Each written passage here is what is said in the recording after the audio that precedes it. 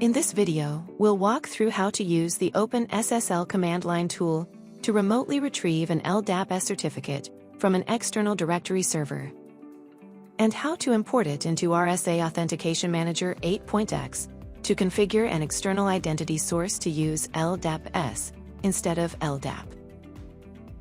So now, we'll begin by retrieving the LDAPS certificate using OpenSSL. First, log in to the Authentication Manager server using an SSH client, such as PuTTY. If SSH isn't already enabled, go ahead and enable it before continuing. You can find the steps in the link below the video. Next, run the OpenSSL command to connect to the LDAPS port on your directory server. Insert the FQDN or IP address of your directory server and the LDAPS port with the LDAPS port number, typically 636. Once the command runs, locate the certificate in the output. Highlight and copy everything from begin certificate to end certificate, including those lines. Then, paste the copied content into a text editor, such as Notepad or any editor you prefer. Finally, save the file with a CER extension. Go to File, select Save As, choose All Files as the file type, and rename it, then click Save.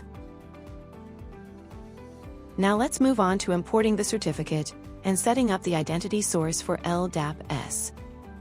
First, log in to the primary server operations console. And next, navigate to Deployment Configuration, then Identity Sources, and open Identity Source Certificates. And click Add New. Enter a descriptive name for the certificate, then click Choose File and browse to the saved CER file. Once selected, click Save.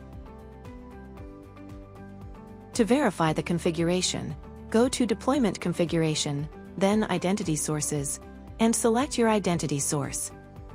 Before testing the connection, ensure the directory server URL is using this prefix, and make sure the port is set to 636.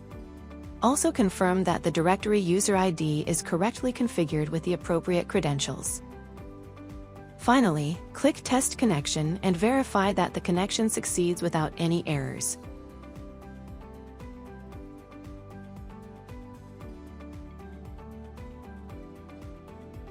And that's it. We've now successfully retrieved the LDAPS certificate and configured the identity source to use LDAPS.